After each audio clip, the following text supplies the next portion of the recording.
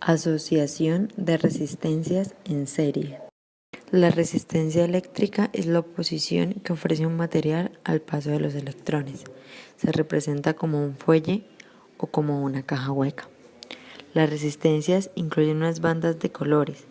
La posición y el color de cada banda determina el valor de la resistencia en ohmios.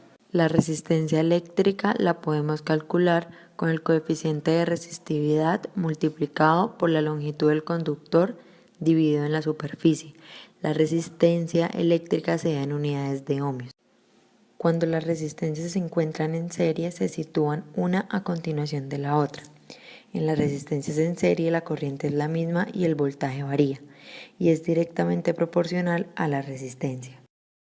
A continuación, para evidenciar la aplicación de los conceptos, mostraremos un laboratorio de un circuito en serie de corriente continua.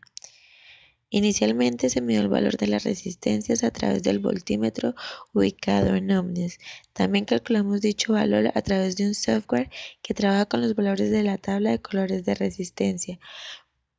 En la resistencia 1 de 200 ohmios obtuvimos un valor de 203.4, en la de 150, 148.5, en R3 de 100 ohmios obtuvimos 100.2 ohmios, en R4 de 51 obtuvimos 50.7 y finalmente en la de 20 ohmios obtuvimos 20.2. Se pudo observar que el valor teórico es muy similar al obtenido experimentalmente, puesto que los valores difieren en pequeños decimales. Luego se tomó registro de la corriente y diferencia de potencial. Para el registro de dichos valores se usaron simultáneamente dos voltímetros, uno en miliamperios para la corriente y otro en voltios para la diferencia de potencial. Debemos recordar que la corriente en un circuito en serie es la misma, por lo que el valor de corriente registrado en cada resistencia debe ser igual, y que por la ley de Ohm tenemos que la diferencia potencial es directamente proporcional a la resistencia, por lo cual en las resistencias más altas debemos obtener mayor voltaje. En la resistencia 1 de 200 ohmios tenemos que su diferencia potencial es de 1,538 voltios y la corriente es de 7,60 miliamperios.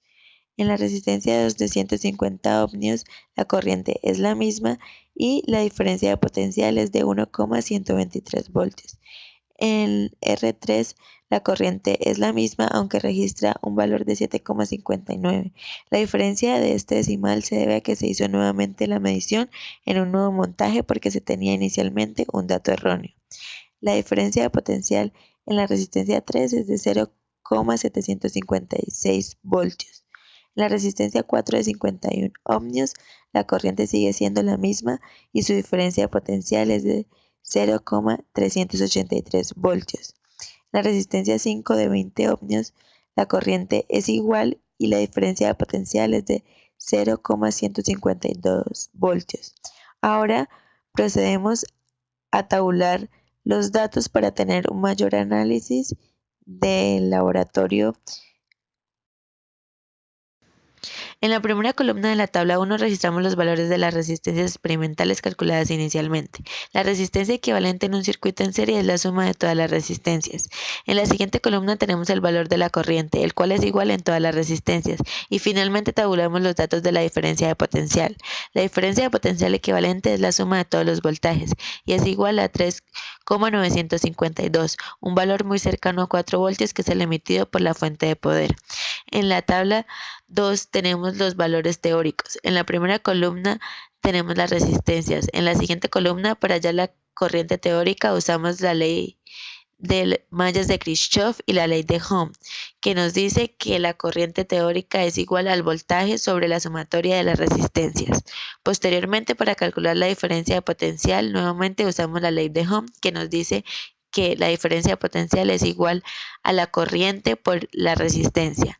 Y finalmente hallamos el margen de error de la diferencia de potencial de los valores teóricos con respecto a los valores experimentales.